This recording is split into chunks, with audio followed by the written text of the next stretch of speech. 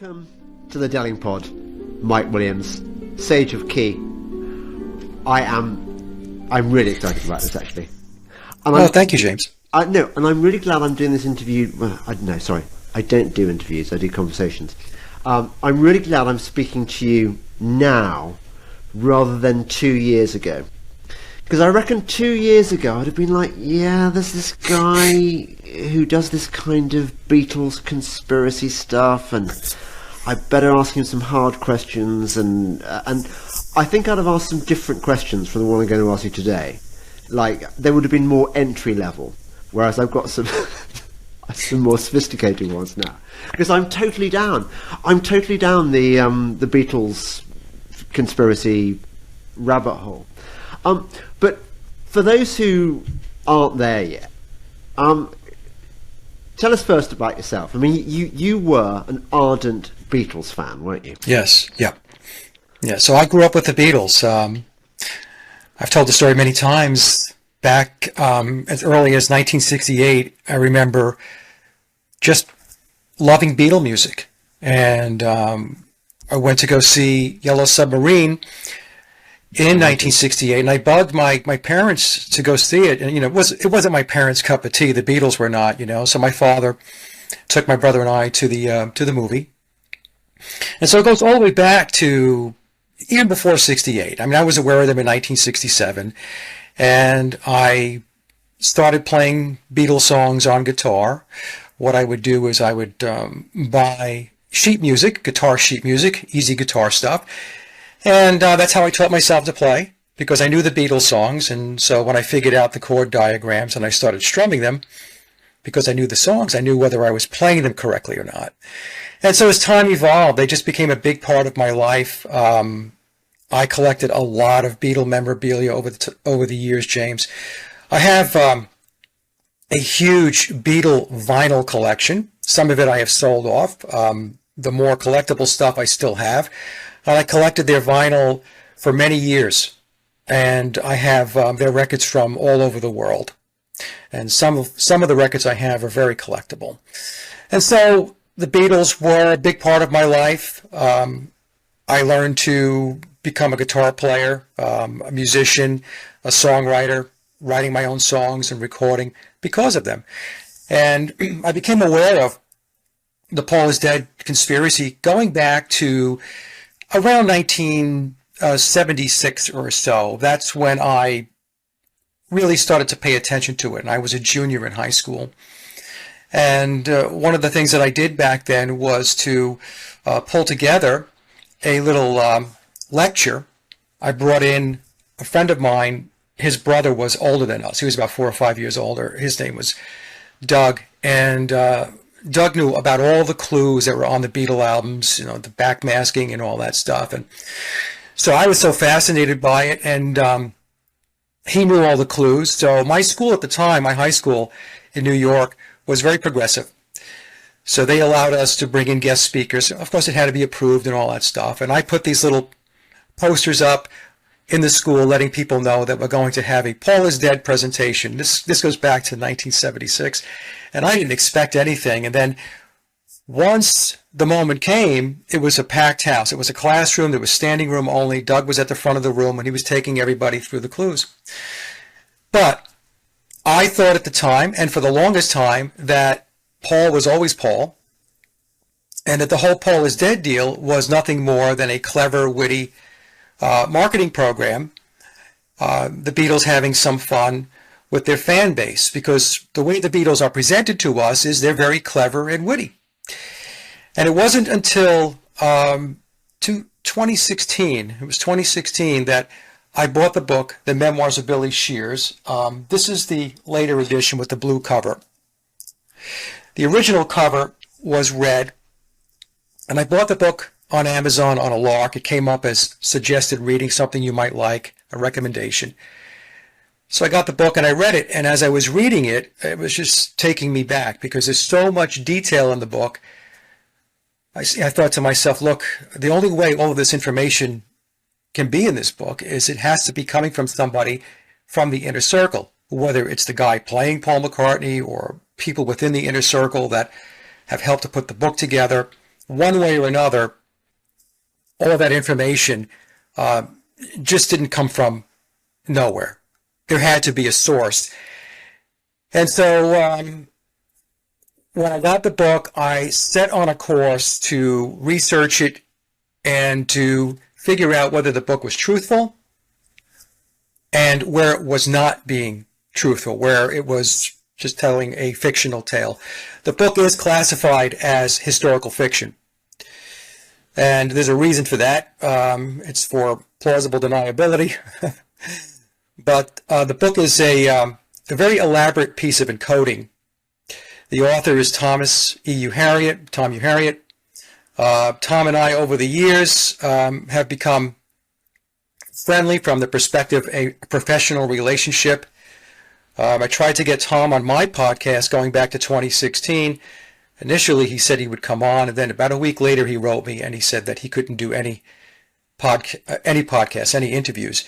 And I surmise that the reason for that is because he signed non-disclosures, and legal representation in all likelihood said to him, look, it's best that you don't do that, because even innocently, unknowingly, you could say something that could be breach of the NDA. So in any case, that set me on a course to read the book, to decode the book. That's the most important thing. You have to decode it. Those who are intrepid will take the time to do it. I'm connected into a handful of colleagues that have done that.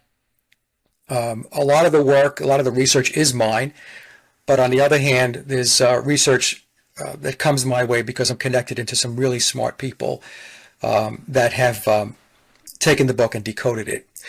So it's been 8 years now. I started in 2016. I didn't think it would last this long. The first show I was on to talk about it was Sophia Smallstorm's podcast, and I didn't even want to do it. I just told her about this book I was reading, and I said it's very fascinating. I don't know what to make of it yet, but it's fascinating. And she wanted me to come on. So finally, I said, okay. So I put together a huge PowerPoint presentation to break the book down, because it's 666 pages. There's 66 chapters. So yeah, so to boil it down, I had to put these charts together, and that was not something I was looking to do, because I knew it was going to be a lot of work. But I did it. And then Mark Devlin contacted me after that, and he wanted me to come on his show and talk about it. And it's really funny, James, on that show, I said to Mark toward the end of the show that this was the very last presentation or discussion I was going to have on Paul is Dead. Famous last words. And so it's 8 years later, and there's just so much to the conspiracy. Yeah. There's so much to it, and it's really it's foundational from the perspective of, if you take a look at other conspiracies, the elements contained within the Beatles and McCartney conspiracy you can apply to many, many other conspiracies. So, and that's where I'm at with it today. And I don't know how much longer I'm going to do it. Sometimes I say, I don't know. I think maybe I'll do it this year and ride into the sunset. But every time I have those thoughts, something else pops up, and it drags me back into it. I'd say, Mike, it's a sacred duty. I mean, it's like, I know that I was meant to do this stuff that I'm revealing to the world, and you've cornered a particular part of the market. That sounds like a cynical phrase. It's not. You are contributing something really important. Okay, so the thing I get from a lot of, I've got this Telegram channel, and I've got people comment on my blog posts and stuff like that, and the thing you hear time and time again from people who are who accept that Kennedy was shot by the CIA and the mafia and so on, people who know that 9/11 wasn't planned by a man in a cave, they know we haven't been to the moon landing, but even these people say, why should we care about the Beatles? This is way too esoteric. It discredits our cause. It makes us look really wacky when we're starting to talk about stuff like Paul is dead. I've got an answer to that, but maybe you could give me your answer. Yeah, it's important because, like I mentioned earlier, it's foundational to many of the other conspiracies that people are looking into. It's not just about a guy that was replaced or swapped out. The first question you have to ask yourself, why was it done in secrecy? Why was it done the way it was done? So when people say stuff like that, because I get the same questions and I hear the same things, first of all, it's a massive lie. And the other thing is, people really don't understand the impact that the Beatles have had on society and culture. And the reason why a lot of people don't get it is because the change that has taken place from a social engineering perspective through Tavistock, it's very incremental and very methodical. So it's like the boiling frog concept. You don't really know that things are changing the way they're changing at the moment because it's a slow boil. But if you take a look at where we are today, and you go backwards 60 years in time, and you take a look at the cultural and societal landscape, and you compare them, there's a huge difference. And the Beatles are the foundation to all of the musical genres that followed. So they were really the first manufactured band to come out with a full-fledged mission of social engineering. And the social engineering initiative that was put in place was to tear down traditional values, including institutionalized religion, and Christianity was in the crosshairs. And they brought in a counterculture that consisted of anti-establishment. It was drug-oriented, free love. It changed the whole landscape, even the way people dressed, facial hair, dialogue. Many, many things changed because of the Beatles. And subsequent bands and genres of music built on top of that to the point to where we are today. Today, it's just blatantly in our faces what's going on there with all of the occultism and the ritual and all that stuff. Yes, it's over the top. So the Beatles are very important. The Beatles were immersed in the occult. When I say the Beatles, I'm talking about the Beatles as an entity. And they were immersed in Thelema. They were immersed in Crowleyism, Aleister Crowley. And they were the Pied Pipers of Crowley's Aeon of Horus. So the Aeon of Horus, many people will refer to it as the Age of Aquarius. But Crowley wrote about, talked about his new Aeon, where people would be unshackled and would be able to pursue their true and pure will. And so when we take a look at the Beatles, take a look at the Sgt. Pepper outfit. When we talk about the Pied Piper, Pied means multicolored. When we look at the Sgt. Pepper album cover, we have the Beatles in multicolored band outfits. They are the Pied Pipers. So it was very, very systematic, very strategic, the way that they rolled the Beatles out. They started with very simple songs going back to Love Me Do and Please Please Me. Songs like that from their first album, Please Please Me.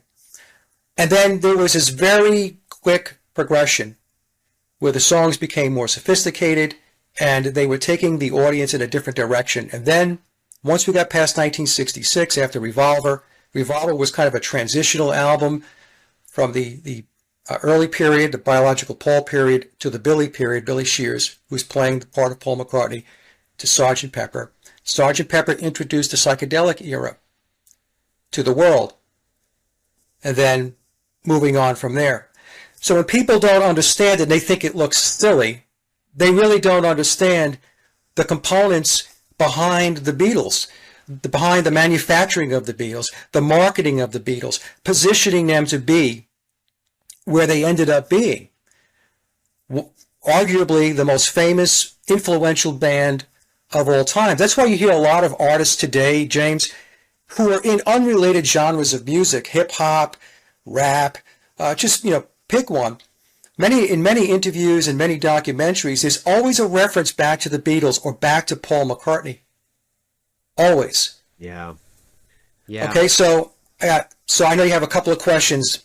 I hope that made sense. Yeah, no, it does make sense. I was just thinking of the time when I must have been about 13 or 14, and my mother had in her record collection, just because you do, the blue album and the red album with the Beatles looking out of their hotel, out of the apartment block, I think it was. Yes. Gatefold sleeve. And I remember methodically going through all the Beatles songs, saying to my brother, we've got to listen to this stuff because it's the Beatles and we've got to get into them because they're really culturally important. That was the sort of... And so one sort of made oneself like the Beatles and played it until we were into the Beatles. And I was wondering whether you felt the same way I do, that I'm now not sure, knowing what I know now about the Beatles, whether I genuinely liked them or whether I was culturally brainwashed into liking them because they were the thing that you liked because everyone did. Do you ever wonder that? I mean, were they as good as we thought they were? Yeah, I think it's both. There was a massive push by Tavistock to market them, going back to 1963. So it's the same marketing and promotional types of deception that we have today. Pick something. Pick the safe and effective. The C19 event. It was marketed. It was promoted. It was pushed and pushed and pushed and pushed. So it was the same thing with the Beatles. It was really, really pushed. In fact, I have a book that was written by Tommy James and the Shondells, and he has a chapter in there where he talks about in 1963 he saw a placard, a promotion for the Beatles, and this is in the United States, and it was saying the Beatles are coming, the Beatles are coming, and he was thinking, he's saying in the book, like, well, what's this all about? Who are these guys? And then they arrive in the U.S. in February of 1964 with all of this fanfare. So that piece of it, it's being pushed onto the public, and you're being conditioned, or many people are being conditioned to say, hey, if you don't like this, maybe there's something wrong with you. Okay? Yeah. Everybody's going to love this. Yeah. But then again, but many people did like the music. I mean, I personally did like the music. There's a lot of great Beatles songs. People today will ask me, do you still think the songs are great? Yeah, a lot of the songs are great, regardless of who wrote them and who was on the recorded tracks. So I think to answer your question, I think it's a mix of both. Yeah. Humans have a tendency, a huge tendency, to follow. They mirror, they mimic, so they want to be accepted into whatever the current pop culture mentality is at the time, especially when you're young. They want to fit in, and so that's a big piece of it as well. Yeah, I mean, look, I agree with you. There are some Beatles songs which are pretty indisputably great. I mean, I give you Eleanor Rigby, for example. It's a great song. It's a great song. Yeah. And I like A Day in the Life. I like the fact that it's broken up into different sections, which give it a kind of sophisticated feel, which I think that sort of anticipated prog rock and all that kind of stuff, isn't it? All the things that. So I can see that some of the stuff they did was clever and good, but I look at some stuff, and even at the time when I was trying to get into it, I mean, I instantly realised that the blue album was better than the red album, and you think of the lovable mop tops singing "Love Me Do," I know. I mean, it just felt so lame. Even though one was told that this was the birth of their genius, they were just. Tell me about the story that we were told about how they were really good musicians and they really cut their teeth in the Hamburg club. They were sent to Hamburg, and this is how you know that the Beatles were a really good tight band, because they'd had all that practice in the raw So how did they fake that period, for example? Well, it was faked. I don't want to say it was faked. We received an official narrative. We received stories. Yeah. those stories don't necessarily reflect reality. So the stories tell us, that they were this band, they came together, they went to Hamburg, they played for weeks on end, they played 7 hours a night, and then when they weren't in Hamburg, they were back in Liverpool and the adjacent areas, and they were doing their gigs there. And then they were, discovered by a record store owner, Brian Epstein, who was running NEMS, and then he's able to secure a contract. I'm oversimplifying this, but this is basically the story. Yeah. He gets them a contract with EMI, with George Martin as their producer. And so we have these 4 working class lads signed to EMI, and then they go on to unparalleled fame and fortune, right? That's the story that we're given. Yeah. And people just take what's given to them and they consume it. It's no different than when people sit in front of their television set and the nightly news comes on or the cable news comes on, and they're just, talking and talking and talking and flashing images up, and all it's doing is conditioning you. And many people will watch it and believe it, and that becomes their reality, right? Perception becomes reality. But what I did was I went back and I took a look at the whole Beatles story. See, a lot of people who were in the research community in Paul is Dead, they only want to focus on the replacement of Paul and then focus on Billy Shears. So it's kind of like the midpoint and then move forward. But I looked at it and said, well, you know what? There had to be a whole piece of this that took place before. There had to be a prerequisite. So when I started taking a look at information that I was pulling together, and all of this information, James, it's mainstream. It's out there. So it's hidden in plain sight. And this is how it almost always works. You just have to look, and the truth is out there. So when I started taking a look, one of the first things that happened was I have clips of George Martin in interviews. And George Martin said a lot of unflattering things about the Beatles at the time that he met them. He had said that they had nothing behind them. He said that that they weren't great musicians. It wasn't obvious to him that they were songwriters. So in fact, I have an entire chart that talks about this. So this is at odds with the official narrative. Here's the producer. And George Martin, what a lot of people also don't realize is that George Martin he wasn't just their producer. He was the head of the Parlophone label back in the day. So here we have the head of the Parlophone label, which is tucked in under EMI, which was one of the largest recording companies in the world, if not the largest back in the day. And he's got this band that is now under his control, under his wings. There was an interview that was done by Norman Smith back in 1971 in a music magazine, and he's talking about how the Beatles were not very good in the studio. In fact, he said that they failed in the studio, and they had a heck of a time trying to get Love Me Do recorded. So, you start hearing these things and you're thinking, okay, so there's another story. There's another narrative here that nobody's really exploring.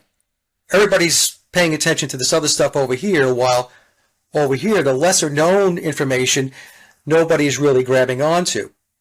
So the Beatles, they first go to Hamburg in August of 1960, and they're taken there by their first manager, handler, Alan Williams. And they're young guys. George Harrison is like 17 years old. Paul's 18.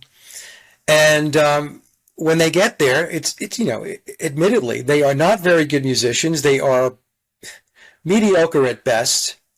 And this is not just me saying this. I mean, this is information that has come out actually in mainstream sources to say this. And they showed no inclination or no acumen as to being songwriters.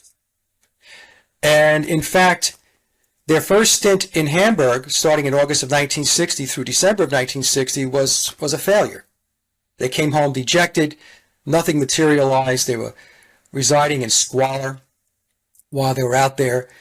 And it wasn't until 1961 that things started to pick up. And their stint in, their stint in Hamburg, what I explain to people is they were not there to learn to be songwriters. They didn't write songs in Hamburg. Their stint in Hamburg was boot camp. It was to get them up to speed to be performers, to learn quickly and perform the music. That's what that was all about. It wasn't about songwriting. And so we have them in Hamburg in August of 1960, and then we get through 1961, and they're doing all of these gigs. They're gigging. And then somehow they wind up with an audition with Decca, another major label, on January 1st of 1962. So the first question I had to ask myself was, well, how does this band that really had nothing behind them? They weren't great musicians at all. They weren't songwriters, but somehow they wind up with an audition with Decca Records on January 1st of 62, where they recorded 15 songs, of which 12 were covers, and 3 were these nondescript originals that didn't wind up on any of their albums when they were a band. They ended up on Anthology later on, but not during their timeline when they were together as the Beatles. And Decca turns them down. Then Brian Epstein takes takes tapes to George Martin in February of 62. George Martin takes a listen to the tapes, and he says to Brian Epstein, based upon what you're showing me, I'm not going to sign them. I'm not interested. And then, in June of 1962, there's a change of heart on George Martin's part. As the story goes, he was instructed to take the Beatles on from up above, and we could talk about that a little bit as to how that may have taken place and who it was. Yeah, because I'm intrigued there. Because okay, so you've got Brian Epstein. I can see how. Sorry, George Martin. I can see how let's call them a normie would take this. They would say the reason that George Martin was averse to the Beatles was because he was an old-fashioned pucker, ex-Navy chap. He was from a different class. He didn't understand the raw new sound of popular music, popular beat combos, and so he needed to kind of attune himself to this raw new talent. But obviously that's not really how it works. No. The question I want to ask you is, how early do you think George Martin was in on it? Do you think he was always kind of intelligence stroke Tavistock, or do you think he was talked into it? No, I think that I'm giving you my opinion on this because there's no hard and fast evidence to prove one way or another. But George Martin, to put it into perspective, George Martin was given the Parlophone label to head up, I think in 1955. He was 29 years old. A 29-year-old was put in charge of the label. So an EMI goes back to, it has its roots in the military, back to World War II. So it's part of the military-industrial complex to begin with. George Martin takes over the Parlophone label from Oscar Prius in 1955. Oscar Prius retired. And I think at the time, Sir Joseph Lockwood was the CEO of EMI. So we have some, like, especially with Joseph Lockwood, we have some heavy hitters. So this tells me that George Martin was being positioned to take on the responsibilities and the role that he ended up with. So 7 years later, you fast forward, and 1962, he winds up with the Beatles. So I think he was always part of the strategy, always part of the plan. Now, one of the other things that is important to understand is that within the Masonic system, within Freemasonry, the role that you're going to play is not always known early on. In other words, you're set up to have certain positions, to have certain skills that are going to be utilized down the road. And I think that could possibly be the case with George Martin. He was being mentored, he was being brought along, fully knowing that at this point here, this was going to take place. A band like the Beatles was going to be handed over to him. And he was going to play a big part in leading this social engineering effort. In a lot of ways, I look at George Martin as a social scientist, a social engineer. So that's my thoughts on George. Yeah, and to a degree, I suppose, their handler. Yes, yeah, I think it's more than just to a degree. I think he was, he's pretty much the handler. Yeah. Until Billy showed up and took the reins to control the band. Okay, well, we'll come to Billy in a moment, because I want to ask you about that talk show where he appears and he does all these kind of Illuminati shapes. You know the one I mean? Before he sits down. Yeah, he sits down. Yeah. That's weird, isn't it? It's weird to the person watching it, who might have some awareness of the symbolism. Not going to be weird to people who are clueless, because they don't know. They're clueless, and that just goes right over their head, you know. But Billy, in the book, when you read memoirs, it's very clear, because it's written in first person. First of all, it's very clear that he is an occultist. And he's an accomplished occultist, into mysticism, the esoteric. So for him to do those types of things, and now that I've been doing this for as long as I've been doing it, when he speaks, when I see him make those symbols, it doesn't surprise me at all, because that's what he does. He's also Vivian Stanshall, isn't he? Is that right? He played the role of Vivian Stanshall in the Bonzo Dog Band with Neil Innes. And a lot of people have a lot of problems getting their head wrapped around that, because the Stanshall character had reddish blonde hair, so people really have a difficult time trying to equate that to Paul McCartney. But I have shown images that I believe are very strong evidence that they are one and the same. One of the strongest pieces of evidence that ties Billy to the Stanshall character in the Bonzo Dog Band is his left eye. So when I was first looking at Stanshall, I noticed that he had a wandering or lazy left eye. At least that's what I thought. And then when I saw pictures of Billy, he had the same configuration with his eye. He had this kind of wandering, lazy eye. So I was thinking to myself, what are the odds that two different people would have the very same issue? And as I dug more and more into it, because the book tells us that he did play that role. But again, my role was not just to take the book at face value. My research said, okay, well, that's great that the book says that, but can I find evidence that would indicate that it's true? And I did. I have some very compelling images. I mean, I can send them to you after the show if you'd like. You can take a look at them. Where it's very clear to me. In fact, let me see if I've got one here. I don't know if I can show you. Okay, so I'll show this to the audience. Can you see that? Yes. Okay, so the person with the microphone is Vivian Stanshall. Yeah.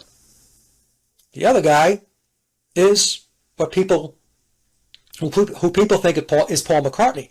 Yeah. Now just take a look at the image, and right off the bat, I don't know about you, James, or others, I'm looking at that and saying, well, the person, the Billy or Paul McCartney character, is just an older version of the guy that's over here. I'd agree with you. I mean, take a look at the eye. Yeah. It is in the eye. Yeah. So what I did was, I then, to make it easier for people, so we have this eye. So the left eye looks like it's wandering. Yeah. I have one more to show you. I don't want to take up too much of your time here, but this is another one that is very telling.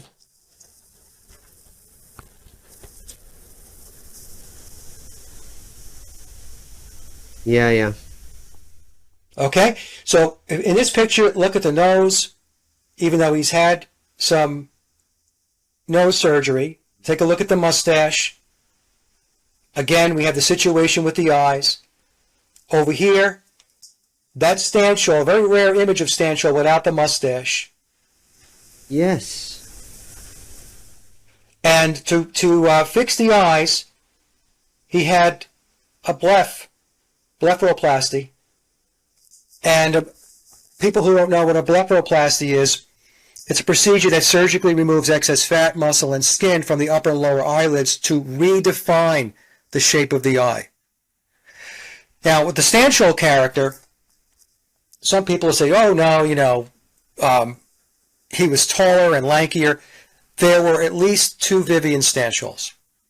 So what Billy did was, in the 1970s, he hired a guy. His first name is Victor. I don't know what Victor's last name is, but he went by Victor Stanshall, Victor Vivian Stanshall. And he hired Victor for the sole purpose of being able to have his McCartney and his Stanshall character coexist. Okay? So, and when you take a look at the Stanshall and the Bonzos, and the Stanshall that didn't perform in the Bonzos, it's very easy to tell that even though there are similarities in their appearance, they are not the same person. And people will go to Wikipedia and say, oh, well, it says Vivian Stanshall died in 1995. Victor died in 1995. And so what you have in Wikipedia is a fictional narrative about a fictional character that's telling you that this Stanshall character died in 1995. Well, in fact, Victor, that's not his real name unless he had his name officially changed. You could do that legally to Stanshall. I'm not saying that is not a possibility, but it's not Billy. Billy created the Stanshall character. It's a character, not a real person. It's funny.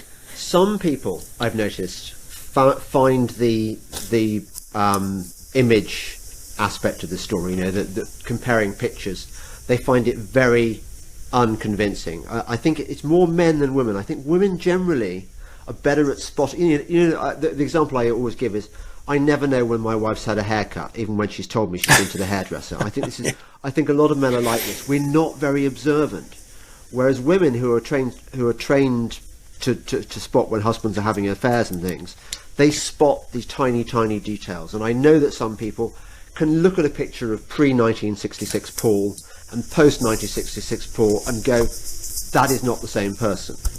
But the thing I like about the Beatles, well, conspiracy, whatever you want to call it, is that there are so many different aspects to it. You can have different ways in. So if you don't find the visuals compelling, you can find other examples. I mean, for example, is it not the case that pre-66 Paul, the original Paul, could play his bass much more naturally than post-66 Paul because he wasn't a natural bass player? Okay, yeah, so let me just go back to the images for a second, Okay, James. sorry, yeah. No, that's okay, and then we'll get to the bass playing. Yeah. So what Tavistock did was they created a composite Paul McCartney over time. Right. So on any given year, you had this image or this picture of Paul McCartney. And then it would change up year after year after year. And because people were told that's Paul McCartney, people would say, okay, well, that's Paul McCartney. Like, who else would it be? In fact, so that was a tactic used by Tavistock, which was to create this. Here's an example. Here's a collage I did a number of years ago. So here's Paul McCartney. Yeah. Now take a look at the other images.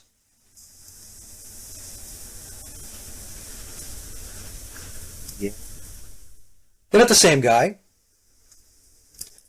No. I have another one. So here's you believe they are because you were told that they are. Yeah. Here he is here.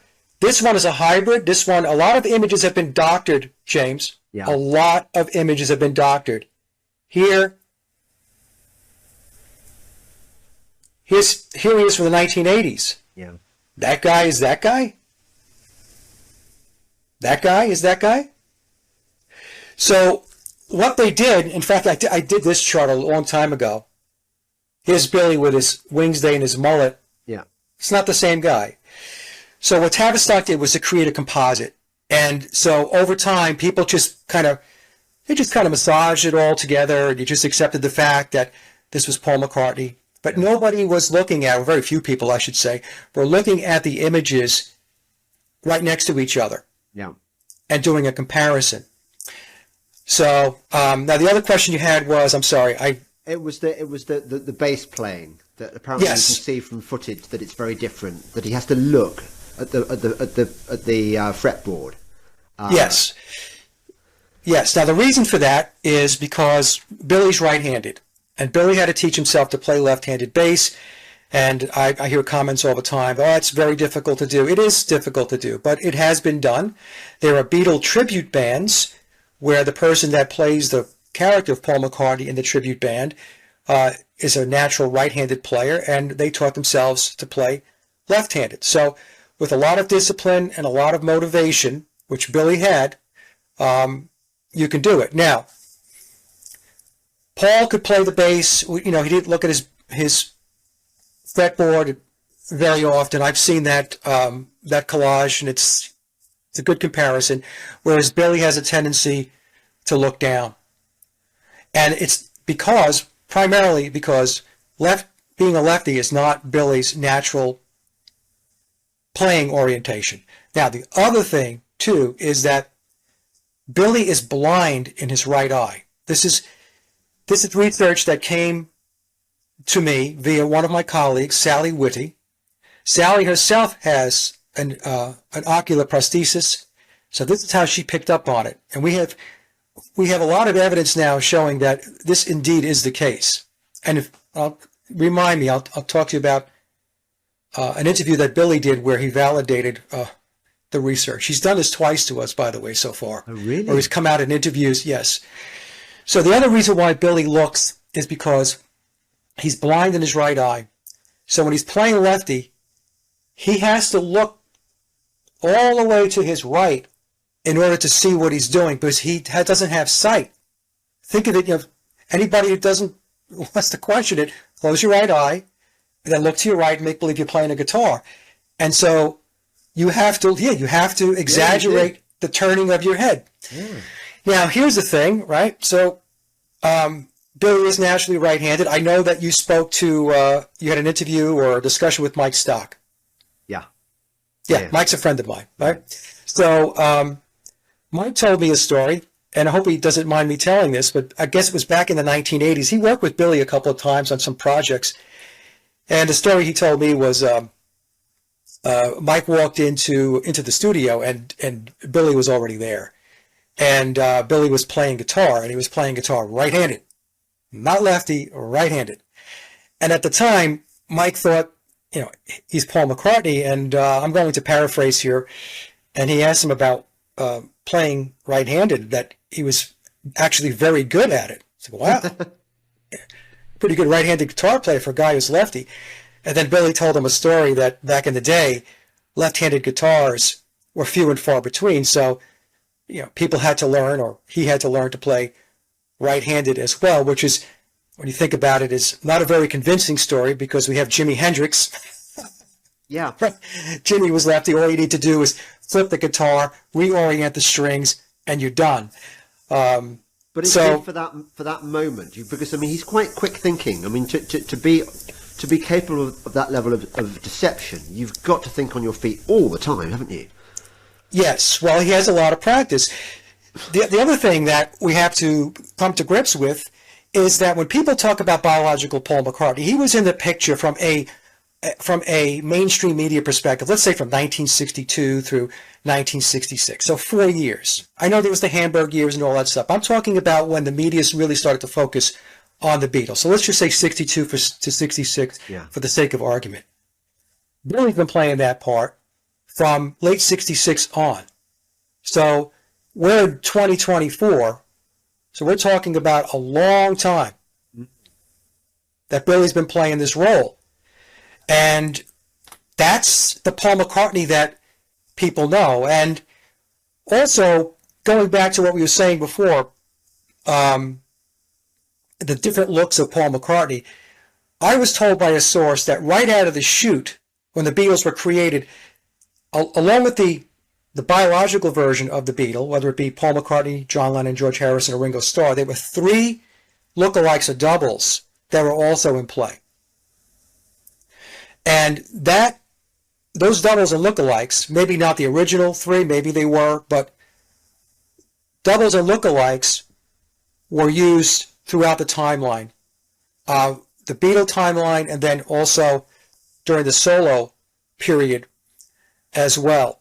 So that's why, when you look at images, people get confused. In fact, I stopped looking at image comparisons because I've gotten to the point where I know that he's not Paul McCartney, and I also know, as I mentioned, James, many of these images have been doctored and played with, and in fact, in memoirs, it talks about that as well. Right.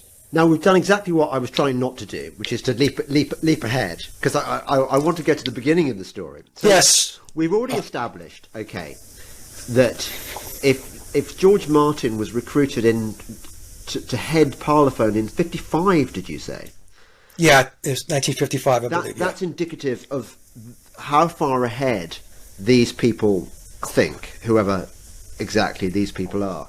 So take us back a bit further. When do you think it was, and who was it at Tavistock Institute which made the decision, we need to shift popular culture, we're going to invent this band, or actually more than one band, because I think, am I right in thinking the Stones were a similar construct? Yeah. They were the sort of the yang to the another yin. Tavistock creation.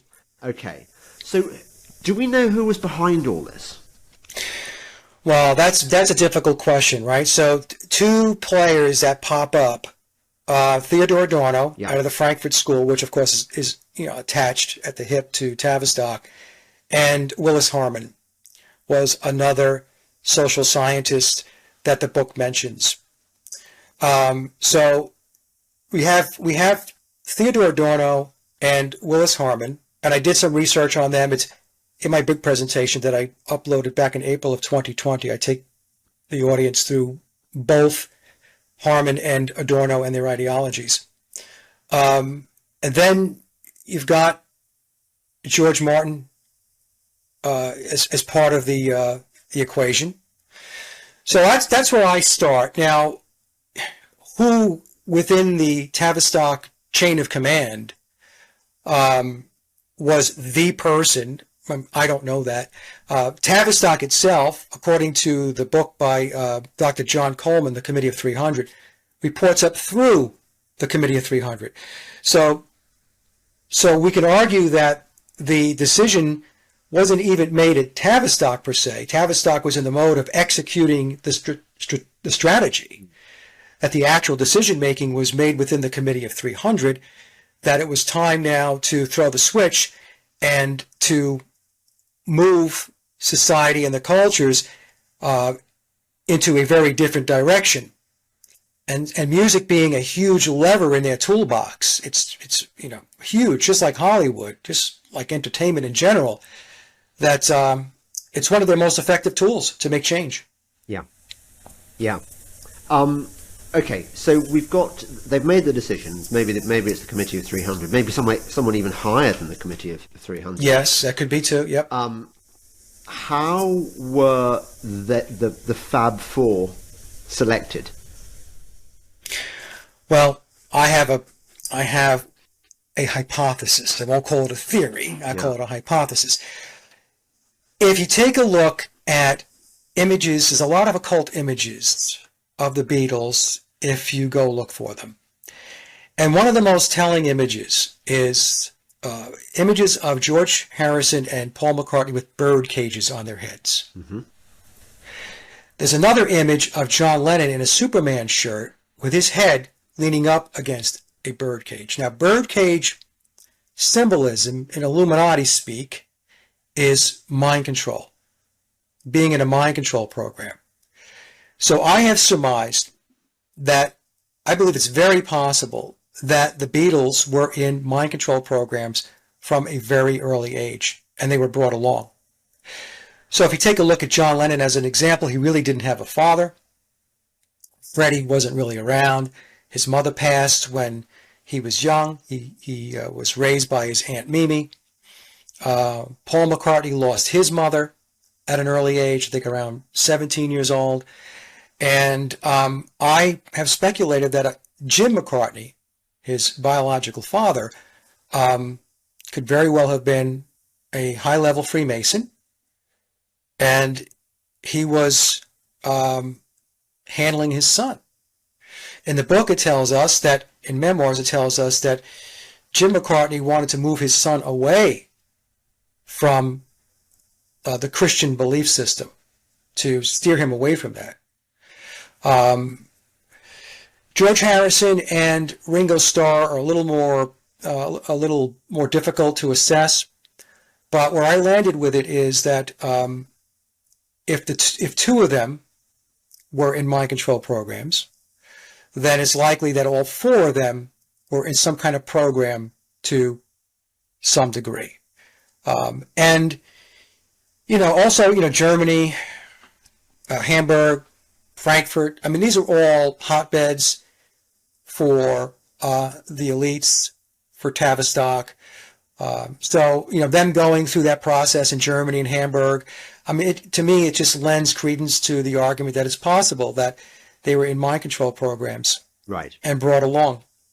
So this is the point, well, actually several points, where skeptics of this analysis will say, oh, come on, too many people would have blabbed. What about Paul McCartney's brother? What about Jane Asher?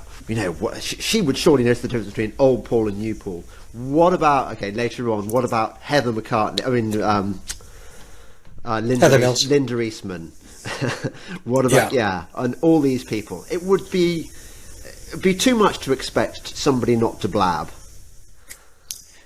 Well, I get this all the time, as you very well would expect. My answer, not to be flip about it, I'm really not trying to be, flip. These are people that don't really understand how the world works. It's all compartmentalized. And we have to understand that the controlling matrix controls everything. They control your media. They control your politicians. They control your government. They control your military. They control your medicine. They control your education system.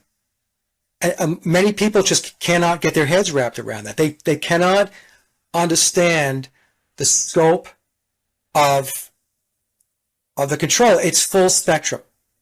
So when they come up with these programs, and also, by the way, even within the controlling mechanism, it is compartmentalized. Everything's compartmentalized. It's on a need-to-know basis. So it's like the example I use, James, is if you work for a large corporation and you're on a desk somewhere, rank and file, do you really know the discussions, the strategy, and the decisions that are being made in the chairman's office?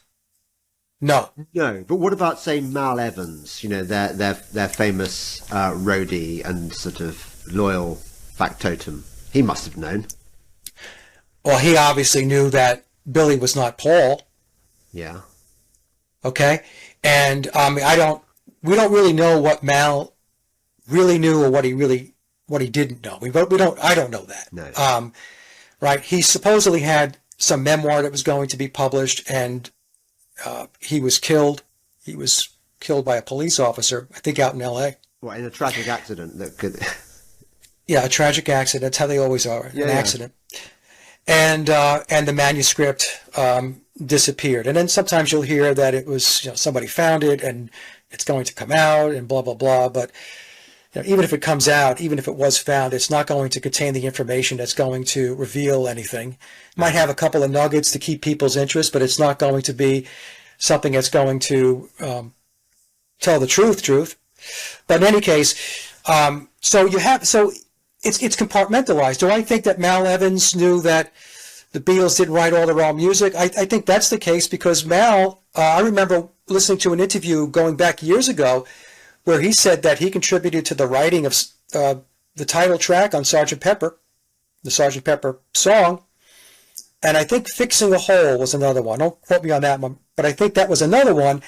And he was promised credit on that song. on those songs, and he never received it.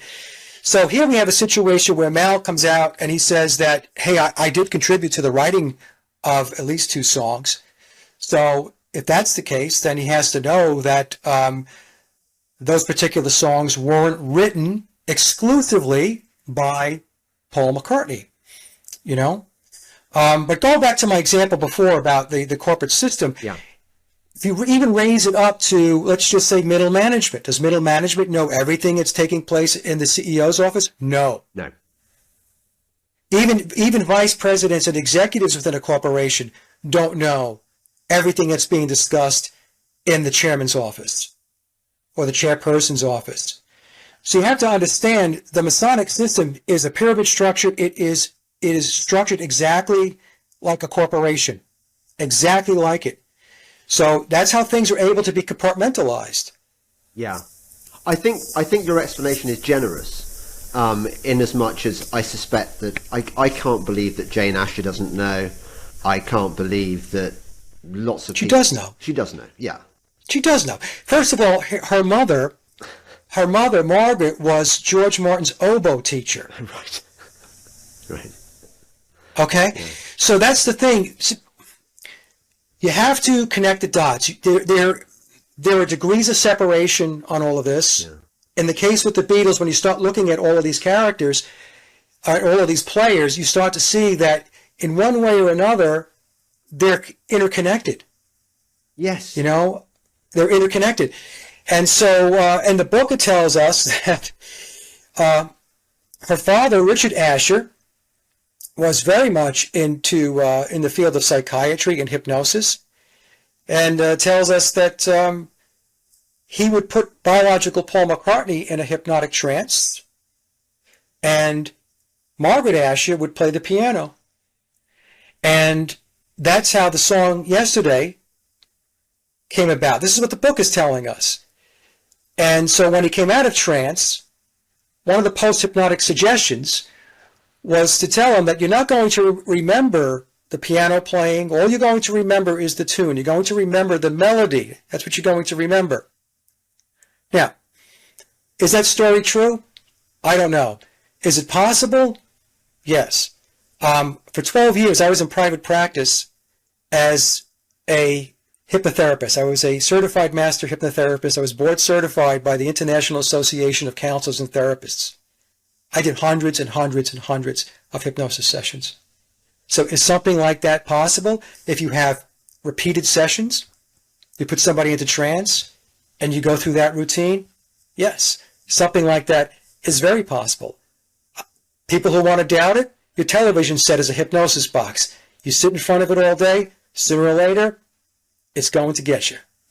Yeah. Yeah, exactly. Exactly. Before I forget, Yeah. It's easy to get fixated by the Beatles, but there was a whole scene that emerged at the same time. There was the kind of the blues scene, which was very big in the London clubs, and Right. it's where Jimmy Page cut his teeth. You had the Yardbirds, you had Yep.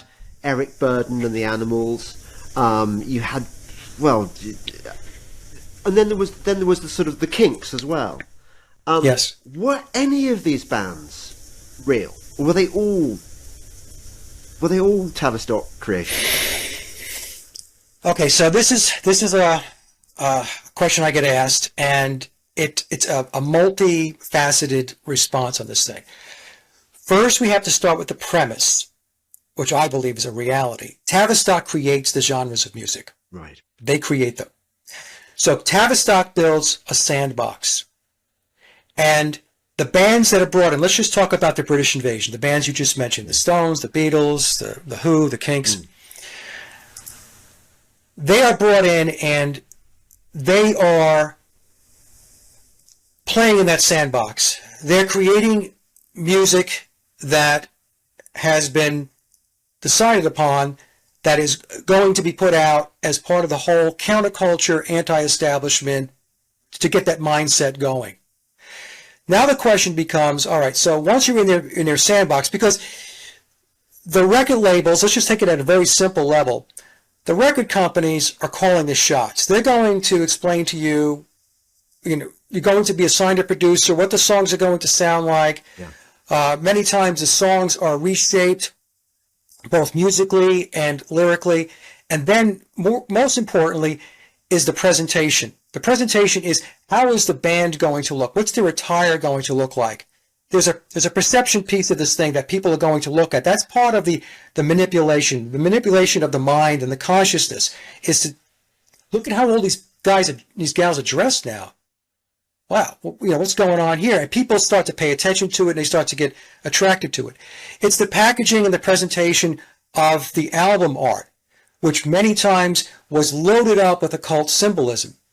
So even a band that was unaware of occultism, let's just say they just didn't have any idea about this stuff, they just went in, they recorded their songs, they released an album, the label would then shape everything to make sure that it was in support of whatever message and agenda that they wanted to put out. The other question I get asked is, are you saying, Mike, that none of these bands could play their instruments? For the record, I have never said that. I've never said that the Beatles couldn't play their instruments. I said that the Beatles were not up to studio skill level to play on their albums. Not until later on, when Billy took over the band, did they play more on the recorded tracks. My conclusion is between 62 and 66, they played on nothing. Right. It was all studio players on those recordings. And if we touch on Rubber Soul, I can explain how I came to that conclusion. But other bands, like The Who as an example, I believe that The Who could play their instruments. And I believe that Keith Moon was on the recorded tracks, that John Entwistle was a very good bass player, that Pete Townsend could play his guitar to the point where he would be on the recorded tracks. So whether they couldn't play or didn't play, or whether they could on the recorded tracks, that's an interesting discussion to have. But at the end of the day, the real issue is presentation. What is the message that's being disseminated out to society, to the public? What is it that the controllers, the social scientists are trying to get the population to buy in on? That's it in a nutshell. I agree with you that is the most important thing. And yet, it is endlessly fascinating to speculate at what stage these people knowingly put themselves in the service of this kind of mass brainwashing of society. How much did they believe the sort of things that you and I used to believe about rock and roll when we were growing up? We used to believe that it's four guys in the garage rehearsing, and then they get signed, and they make this great new noise, and they go all the stuff that normal people believe about music. When did they go from there to? Are you familiar with Peter Gabriel at all and Genesis? I know of Peter Gabriel and Genesis. I have a couple of their records, but as far as their history, not a whole lot. No, but yeah, okay. So they went to a private school, but somebody's been doing some analysis of the early Genesis tracks, and even very early on, some of the symbolism they're putting into it is clearly occult. I think Peter Gabriel was massively into the occult. I mean, I think he was born, to be an Illuminati. I don't know about Mike Rutherford and Richard Banks and so on, but or look at Pink Floyd. I mean, look at the triangle on Dark Side. David Bowie. Look at Bowie. Yeah, I mean, Jimmy Page. Jimmy Page was always very, very shy about talking about the occult, wasn't he? Jimmy Page would go on stage in his outfit with moons and stars and all that stuff. I mean, he was communicating out, and there was no secret that he was very much a disciple of Aleister Crowley and Thelema. But the point I'm trying to make is your point. A lot of these people did know. They were schooled in this. Yeah. And so who they all are, that's a tough question to answer, because unless you analyze every single one of them, and even then, all you can do is you can speculate, because then the question becomes, we're told that they wrote these songs. Well, did they really write the songs, or were they credited with writing the songs, and that there were ghostwriters behind the scenes that were pulling all of this together? See, John Lennon said this on one of his songs in Walls and Bridges. I love that album. It's a great album that John Lennon put out. He didn't like it so much, but I thought it was great. He said, it's all showbiz. It's all showbiz. And there's a lot that he said in that one line, that it's all there. It's all entertainment. It's for public consumption. It's what's taking place in front of the curtain, not behind the curtain. And what goes on behind the curtain, it gets, we can know some stuff, but to know it all, it's not possible in my view. Yeah, but we can make informed speculations, of course. Can't we? I yes. mean, yeah. Okay. So if you're suggesting that the Fab Four were potentially MK Ultra controlled, it follows that this could also apply to a number of other pop stars. Yes. I mean, because they don't do things by halves. So we've seen this in the Laurel Canyon scene. They were all fakes, basically, weren't they? They were all children of military intelligence or similar. The Stones, presumably. I mean, you've got, for example, when did Brian Jones allegedly die accidentally? It was 1969, I think, right? Okay. I think. So Paul's death predates that. What's your theory on why original Paul died and how he died? Wow, I mean that's really a rabbit hole. I'll tell you what. So just going back to something I wanted to mention earlier, we're talking about these bands. I believe that Tavistock always has eyes and ears, pools of resource of these bands that are out there. And some of them obviously are in programs and they're brought along. Others are, other players, artists, entertainers, celebrities or whatever are not. But they are identified and then they are brought along. In other words, they dangle the carrot, they lure them in, and then they're able to handle them and manipulate them that way. So the point being is there's multiple ways to pull people into the music and entertainment industry to engage in doing the controller's work to push the controller's agenda forward. Yeah. Now the question again? I was leaping all over the place. Sorry, while we're there, I've thought of another example of what we're talking about. Yeah. Radiohead. I was a massive Radiohead fan. I mean, I'm probably one of their world's great. I've seen them about 10 times probably, and I know they can play their instruments, but I've been looking at their lyrics, which I never really paid any attention to because I'm more of a kind of music and vibe man than lyric. I kind of, because I can write myself, I say, why should I listen to some crap that some random pop stars written? So I've always been very skeptical about lyrics. But you look at the lyrics, they are very, very dark. They are very, very satanic Illuminati. They are very, very transhumanism. Radiohead are clearly advancing an agenda. Now the question is, were they recruited about the time of Pablo Honey, when they had one song up their sleeve, Creep, and the rest wasn't doing anything? Because they suddenly took off. Yes. I mean, Radiohead comes up a number of times in the comments section on my channel. People will say exactly what you're saying, James, that something is up with the band. I mean, it's any band that has reached a certain level of notoriety, fame, and fortune, in my view, has signed on a dotted line, has made the pact. Yeah, literally. To some degree. Now, the question you asked before, I just remembered, was Paul's death. Yes. Okay. All right. So, in the book, it tells us that Paul's death was the result of entering into a Faustian bargain. He and John Lennon entered into a Faustian bargain in October of 1963. All right.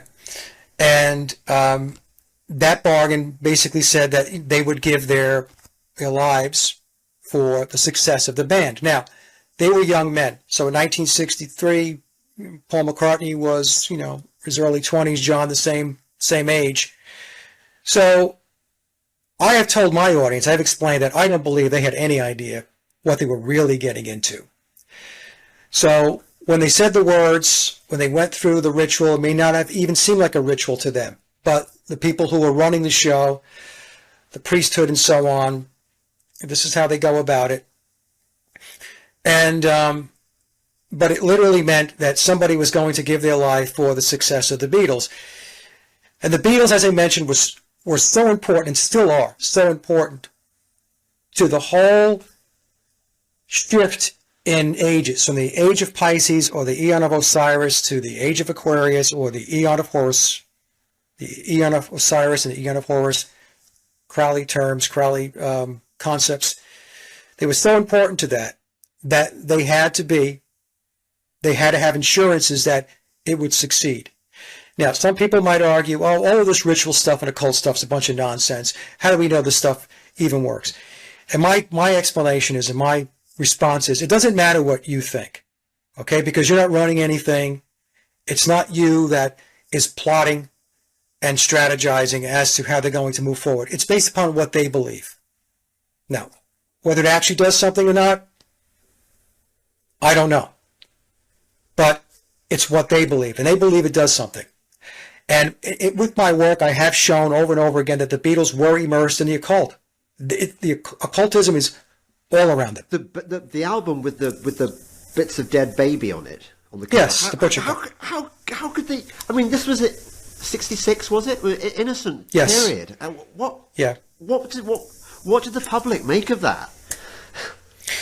It was a shock. So that was a Capitol release. That wasn't an album that was released in the UK. So Capitol Records, which was owned by EMI, released the album. And the way the story goes, it was released to DJs, radio stations, and promotional outlets. And I was asked this question just the other day on another show, and they asked me, what do you think was going on there? Well, I think that what was going on was they were testing the waters. When the Beatles came to America in February of 1964, the other thing I wanted, before I say that, remember I said they started in Hamburg in August of 1960, no musical skills, no songwriting, and then they landed in America in February, I think it was February 7th, 1964. That's only 3.5 years, James. Yeah. So the trajectory, they had rockets on their shoes to go where they went based upon where they started. Is that by itself needs to be questioned. So going back to the butcher cover, I think they were testing the waters, because when the Beatles showed up in America, it was titled "The Beatles Conquering America," the British invasion. So when you think about the British invasion, think in terms of Tavistock. The Tavistock invasion, the British invasion, conquering America. They knew they had to conquer the American culture and society, because it's a huge piece of the world. And America was viewed upon as the freedom, work hard, you can go places, you can achieve things in life, and so on. But America was also looked upon as a Christian nation, although there were other religions, obviously, but predominantly it was viewed as a Christian nation. So they had to tear down the traditional values of American society, along with institutionalized religion. In this case, like I said, it was mostly Christianity. John Lennon's comments about the Beatles being bigger than Jesus were not off the cuff. That was scripted. Yeah. In the book, it tells us that the Illuminati controllers, whatever you want to call them, declared war on Christianity back on September 11th of 1962. So I think they were just putting the butcher out there to see what the reception would be. Yeah. How shocking would this cover be? And in other words, if they got a little bit of feedback, then think of it as Tavistock, like putting a poll out there. Yeah. Let's see what the response is. Well, the response wasn't good. So they had more work. Their work was cut out for them. So what happened was, in fact, I did, on the butcher, there are also clues on the butcher cover. Bear with me 1 second here. So when we look at the butcher, I had somebody write to me and say, the Masonic connection and ritual connected to the impending death of Paul are transparent, in other words, apparent on the butcher cover. Obviously, the butcher record cover shows a severed baby's head in Paul's lap. So when you look at the butcher cover, you're going to see in Paul's lap there's a severed baby's head. He's also showing his wristwatch. Paul's showing his wristwatch. The way the prevailing conspiracy goes, Paul McCartney died in a car crash and he was essentially decapitated. So the severed baby's head plays into that decapitation. The wristwatch is a reference to time and death. Also Kronos, Saturn, or Satan. He probably wasn't aware of this, but no wonder he was having bad dreams, because in the book it tells us that he was having nightmares as he was getting closer and closer to when he was going to pass away. But I have a note here on this chart as well. Here's the chart, folks. I showed it in one of my presentations. Dismembered body parts can represent mind control and or being transformed into a different kind of being, at least partially, to an other than human person or a spirit. So when you think about that piece of it, you've got biological Paul McCartney and you've got Billy. In the book, Billy claims that he possesses biological Paul's spirit. Now, again, I will leave it up to the person who's listening or who reads the book to decide whether they want to believe that or not. I'm just explaining the occult aspects of this as it's explained in the book. So I do think, I lean toward Paul's death being a ritual sacrifice in order to move the ball forward, to ensure success. In fact, in the book, it's called Death for Success. So we have the same thing with Brian Jones. We have the same thing with Keith Moon. We have John Bonham from Led Zeppelin. Yeah. There are many, many examples. The 27 Club as an example. Yeah. Many, many examples where the artist, the entertainer, the musician passes away and the band lives on. And the band lives on in a very successful way. Yes, of course. What's the band that followed Nirvana? I mean, they've done terribly well, haven't they? I mean, considering. Are you talking about the Foo Fighters? Foo Fighters. I mean, they've actually become way bigger than Nirvana ever were. Well, the whole Dave Grohl thing. Yeah, Dave Grohl, he's a wrong one, isn't he? Completely. I mean, the way he pushed the backs and stuff.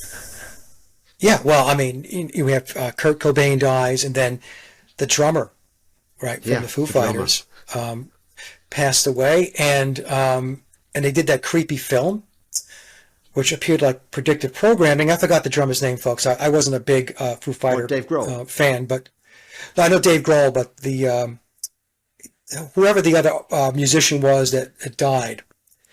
But the point I'm trying to make is somebody asked me, they said, Mike, what do you think about Dave Grohl? I said, well, I think I would never want to be in a band with him. That's right. It's like being the drummer in Spinal Tap, isn't it? You don't want to... So, yeah. I don't know where you're at with that, James, as far as, a lot of people don't subscribe to the ritual sacrifice. I mean, Mike, to me, it's an absolute duh. These people are steeped in it. And as you say, even if it's not actually Satan himself pulling the strings in the supernatural world, his minions take their rituals very seriously, and they make it so, regardless, so in a way they are acting on behalf of the supernatural dark forces that they serve and making it happen. Yeah. I think that's the deal. Folks should listen to the Bob Dylan interview that he did with 60 Minutes back, I think in the early 2000s, with Ed Bradley. And Dylan basically spills the beans, and he talks about he signed on the dotted line with the chief commander. The chief commander interview is very, very challenging and kind of sad as well. It was sad. Because you realise that this guy is condemned, a bit like the sort of ancient mariner, to go around, go around wedding feasts telling his story endlessly. And they can't retire except in special circumstances. Where are you on David Bowie? Bowie, like I said, he was deep into the occult. But do you think he's actually dead? I mean, the reason have you seen the interview, the guy who appears on TV after he's died talking about? I'm not completely sold that that's David Bowie. What I explain to folks is that can some of these deaths be staged? Can they be symbolic? And yes, even in the occult, when you do the research, that some of these rituals can be symbolic. But on the other hand, James, people do die. And they do die. And to think that none of them die, because that's the position by some people, is none of them have died. They're on some special island somewhere sucking down pina coladas. What? They've gone beyond the wall. They're in yeah. I've heard that one too, Antarctica, and or some undisclosed island owned by the controllers, and so just a bunch of stories out there. But I subscribe more to the fact that that they do die, that they are sacrificed, that they signed on a dotted line. I mean, in the interview that Bob Dylan did, Dylan said that. Because when Ed Bradley asked him, why are you still doing this? And he said, because I have to live up to my end of the bargain. And he also said that, because Ed Bradley also asked him about writing his lyrics, because, Dylan wrote these prolific, I should say profound lyrics back in the day. And then he said, I can't write like that anymore. Yeah. And then Ed Bradley kind of, what do you mean you can't write like that anymore? But on the other hand, Ed was probably playing a little dumb because Ed didn't get to where he got by being naive. Yeah. So there was a little bit of play going on there. But that interview by Bob Dylan is a very important one in my view, because I think to this day it's probably one of the closest we have come to somebody who was a superstar, big-time artist, coming out and just saying it. It came across very sincere and very genuine, versus in a joking manner. Yeah. Sometimes we get it in a joking manner, but Dylan wasn't joking when he was doing that interview. That's my impression. Yeah. I'm flitting about here, I know, but I've got all sorts of things I want to. No, go ahead. This is great. So I was thinking, with my new eyes, about the Beatles construct, and realizing just how much different aspects of popular culture bolstered the myth. And so, for example, you had the Ruttles. So you had a spoof documentary about this band like the Beatles, called the Ruttles, reinforcing the notion that the Beatles were a real phenomenon. And I was thinking, Eric Idle from Monty Python was involved with the Ruttles, which makes you think, so even the Pythons were to a degree in on the game. Yeah, and the Monty Python gang was connected at the hip to George Harrison, right? There was and George Harrison. Brian. I mean, at the time, I thought it was ridiculous to suggest that this film was genuinely mocking Christianity, but actually, with hindsight, that is kind of what it was doing. Yeah, and when you talk about the Ruttles, think about it. Neil Innes was in the Ruttles. He played the part of Ron Massey, the John Lennon character. But Neil was also in the Bonzo Dog Band with Vivian Stanshall.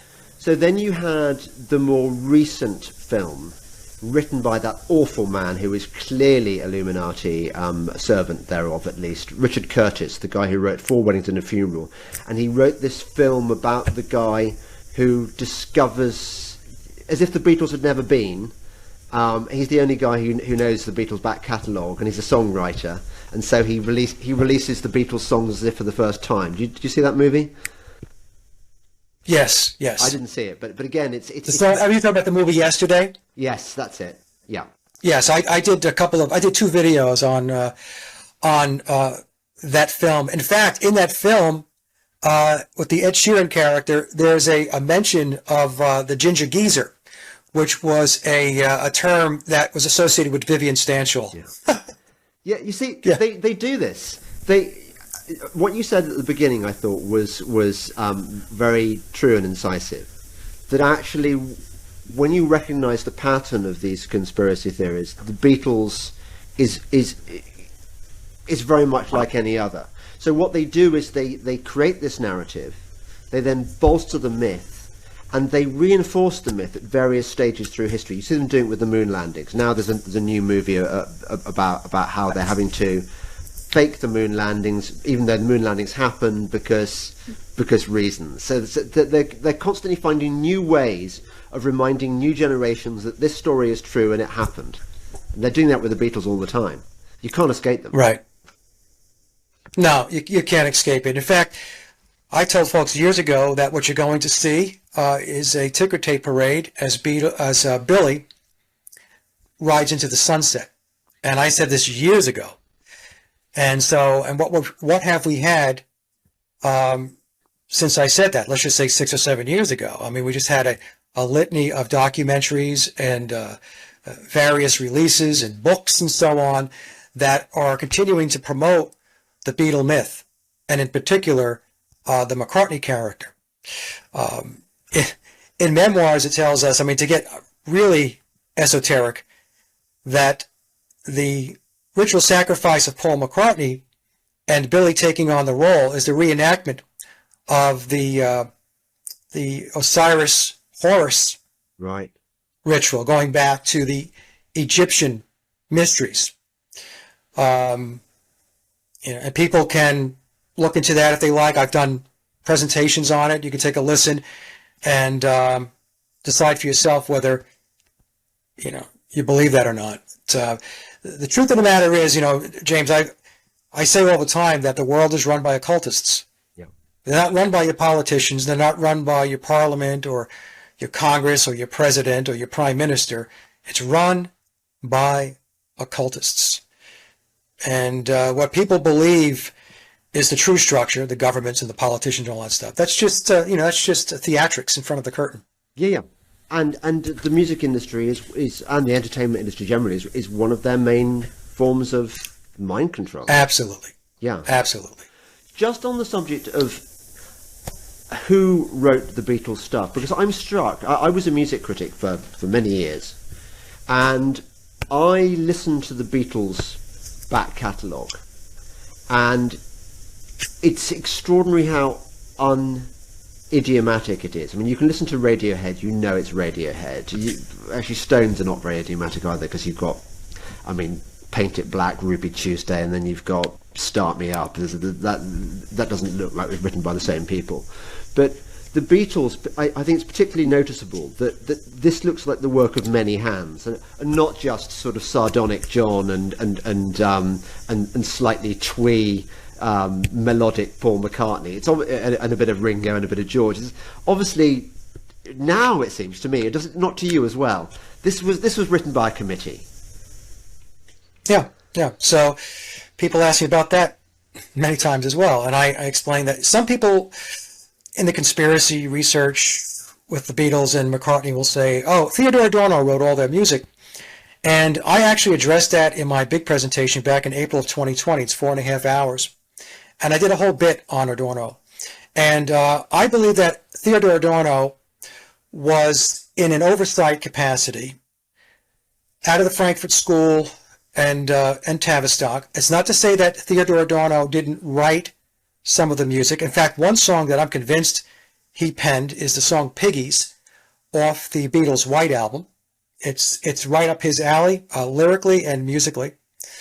But what I concluded in my presentation, James, is that there were a small group of songwriters, crack songwriters, that were responsible for penning the Beatles' music, especially between 1962 and 1966. And to break it down even further, stylistically, I believe that there was maybe a group of, let's just say 2 to 3, maybe 4, that were responsible for writing McCartney-style music.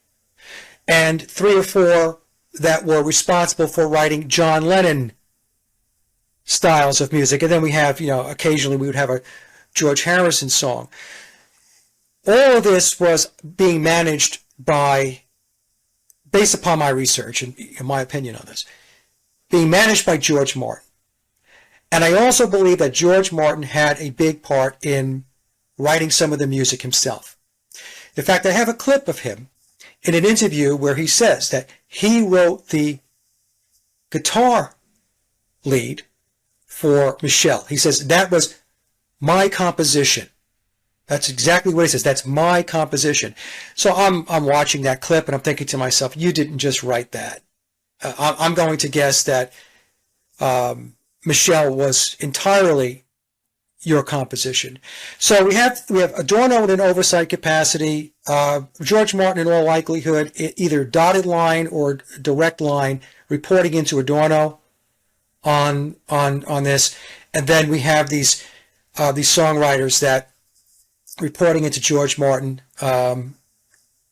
working on these songs, and they utilized studio musicians to record the music.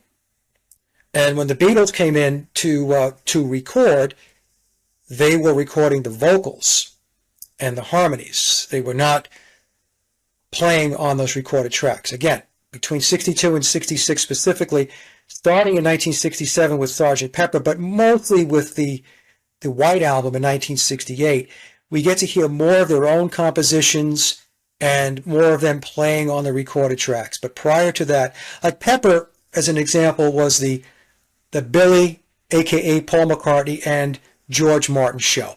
Right. That was them. And even when you listen to or read interviews by the other Beatles, especially John Lennon and George Harrison, even Ringo. I think Ringo said that he learned to play chess during the Sgt. Pepper sessions. And in an interview that Billy did with Bernie Goldberg in the 1980s, he told Bernie Goldberg that George Harrison was essentially a no-show for the Sgt. Pepper sessions. So if that's the case, and George is credited with the guitar playing on Sgt. Pepper, but Billy's telling us, a.k.a. Paul McCartney, he wasn't there, he was putting a pool in or something, that's a quote, then you have to ask the logical question, well, then who was playing guitar on those tracks on Sgt. Pepper if George wasn't there? Eric Clapton? So, Eric Clapton? I don't know. That could be Clapton. It could be Billy himself. Billy was,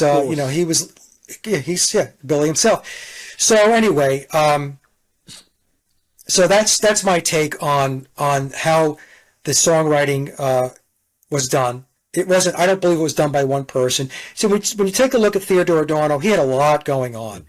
So and people will say he was a brilliant composer and all that stuff. Well, you could be a brilliant composer, but when you have a lot of other stuff going on, especially involving the Frankfurt School, writing books, he was doing television appearances and lectures and stuff like that. You still need time to do your brilliance. So you have this controversial thesis that maybe by the time of the White Album, the actual 4 surviving members, or the 3 surviving members plus fake Paul, were actually writing, because I quite like the White Album. I'm thinking of Abbey Road. I quite like the songs. That was the first Beatles album I remember vividly because it was the first one I got on my father's 8-track in his car. I listened to it all the time. Do you think by that stage the actual alleged Beatles were writing their own songs to a degree? Abbey Road? I think it's a mix, James, of them writing their own songs and ghostwriters. Right. I don't know. One of the things we have to do is take a look at the Beatle period of songwriting and then fast forward into their solo careers and think in terms of, when you look at the Beatle catalog collectively, let's just pick John Lennon's Beatles songs, and then you go to his solo career and assess the songwriting and the music in his solo career. I will make an argument that it in no way compares with the music that was written when he was a Beatle. Some of John's albums have songs on them that are, in my view, are just throwaway tracks. Sometime in New York City, that live album he did is atrocious, in my view. That's the same guy that wrote In My Life. That's the same guy that allegedly wrote Strawberry Fields Forever, and he put that out. Yeah. So I think we have to do those comparisons. A lot of times what happens is, for some reason, people only focus on the Beatle content, and then when we get to the solo period, they get a pass. People, George Harrison had an album when he was on the Warner label, Somewhere in England, and when he handed the tapes in for the album, the Warner executives sent him back to the drawing board and said, no, this is not going to cut it. You have to go back and put together better songs. But a lot of people don't know that story either. And in fact, like I said, it's mainstream. You can look it up in Wikipedia. Look up the album Somewhere in England. It'll tell you that story. Do you think that Lennon wrote Working Class Hero? That's a good question. I think it's possible that Lennon wrote Working Class Hero for two reasons. One, it's a very straightforward song. Yeah. You've got, A minor and G, right? That's the song. It's basically two chords. And in that song, it comes across to me that John Lennon, many times Lennon was, especially in his solo career, was, I think, trying to get the word out. Yeah. I think he was trying to divulge what was really going on behind the scenes. I mean, in the Rolling Stone interview, I think he did in 1971, he called the Beatles, McCartney, and Bob Dylan a myth. Okay, so, I mean, he just basically covered all his ground there, and he referred to the Beatles. He said, by the time we got to the United States in 1964, we were old hands. We were craftsmen. Okay, so craftsman, being very good at your craft. Craftsman is also a reference back to Freemasonry. All of the Beatles were Masons, all of them. So I think that Working Class Hero possibly could be a song that that John did pen. Songs like Mother, I think he did. A lot of the other songs where it's very straightforward. Now, a song that the book tells us, the memoirs tells us he did not write, that was generously credited to him. That's I think the exact words, is Imagine. Imagine is that one. Yeah, well, listen to what he says. Imagine no possessions is the same thing as saying you'll own nothing and be happy. Yeah. And that was done 50 years prior to everybody listening to and hearing the World Economic Forum go on with their nonsense. So the point you made before about how they planned so far ahead, this is another example of that. Imagine was not written by John Lennon, according to the book. I believe it. It was basically table setting for what it is that we're going to experience from an agenda perspective going forward from that point when the song was released to where we are today. Yes, and there's also there's the anti-Christian thing, no hell below us, above us only sky. It's clearly we're clearly being programmed. What a terrible burden that John Lennon must have borne before he died, having this atrocity pinned on him, having to have it known that you'd written this piece of crap. Well, and the thing that Lennon did a couple of times in interviews was he was not flattering about the Beatles' music. Was he not? Right. Yeah, I mean, he would make comments about, like, well, it didn't make his clock tick. And I remember George Martin in an interview after hearing that said, well, I don't know why, John would say something like that. They're very good songs. They're great songs. And I think it's because, well, John Lennon didn't write those songs and, or many of those songs. And so he was in a position in his life later on when he was in his solo career where he had more latitude to be able to be him, even though, like I said, in all likelihood, there were ghostwriters helping John to complete albums as well. We know from, among others, Ollie Damagard. I don't know whether you listened to him on the Assassination. Yeah, I know Ollie, yeah. Yeah, he's great. And clearly it wasn't done by Mark Chapman. It was done by No. the Cuban Jose Perdomo. who was posing as the doorman in the Dakota building. Right. Why do you think they finished him off? Was it because of he was giving too much away? Well, that's another. You're asking very good questions, James. Well, I'm going to have to come on your show more often. So there's two things going on here. One, in this book, The Lennon Prophecy by Joseph Niezgoda. I think this book was released sometime around 2009, 2010. He puts forth a premise that John Lennon entered into a Faustian bargain back in 1960. And he puts forth an argument that many of these Faustian bargains, these deals with the devil, they have a 20-year shelf life. So if he made the deal in 1960, that meant that his time was up in 1980. Now, I mentioned this on another show recently as well. When we take a look at when John Lennon was assassinated, it was December 8th of 1980. When you look at the date, it's 9/11 encoded. So December is 12, 1 plus 2 is 3, the 8th, the day, 8, 3 plus 8 is 11. When you look at 1980, you have 1 plus 9 is 10, plus 8 is 18, 1 plus 8 is 9. So Lennon's death was a 9/11 encoded date, as was the Decca demo on January 1st of 1962, as was the Beatles coming to America on February 7th of 1964. February is 2, the day 7, that's 9, 1964, 1 plus 9 is 10, 6 plus 4 is 10, so we have 11, 1 and 1. So they're very clever. I should say this too, they're very clever with how they go about their numerology and their numbers and encoding. They love all that gematria. It's mystifying to me, but then it's meant to be mystifying. Unless you're steeped in this stuff, it just all seems quite stretched, doesn't it? It seems quite... No, I know, it is a stretch, and people, they just think numbers are something that you deal with when you're at the cash register at the store, and what they don't understand is signs and symbols rule the world, and think of numbers as signs and symbols. Think of it as an encoded way in which they speak and communicate to each other. Yeah.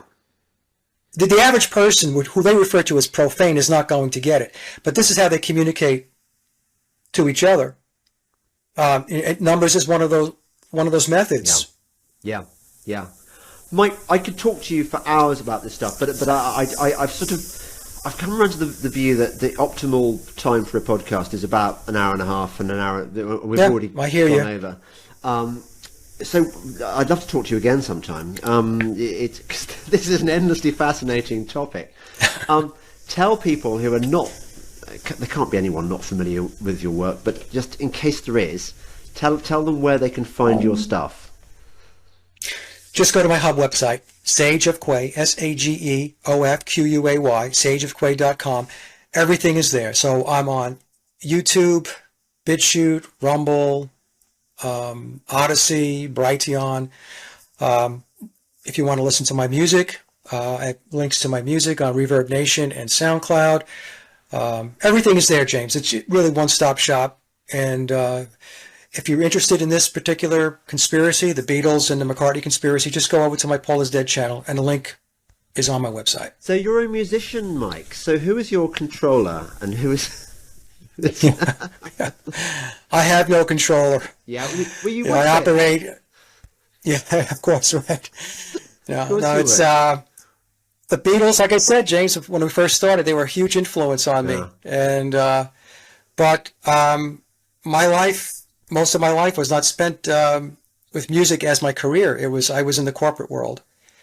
I kept my interest in music, and it was a primary hobby of mine, but it wasn't my career. I had no controllers, no handlers, no groomers, or any of that stuff. It only remains for me to thank my lovely viewers and listeners. If you enjoyed this stuff, why not subscribe to my Substack or Locals or Subscribestar or Patreon, or just buy me a coffee. You know you want to. I'm really bad at selling my product, but I'm probably kind of worth it. Anyway, and also support my sponsors because they're great. Thank you again, Mike Williams of Sage of Quay. Thank you, James. And let's do a rematch sometime. It's been a joy talking to you. And after it was my pleasure. When I press stop, I'm going to tell you the Beatles song that I really hate, that I think is my secret Monarch programming song that triggers me into a different personality. Hang on. Okay.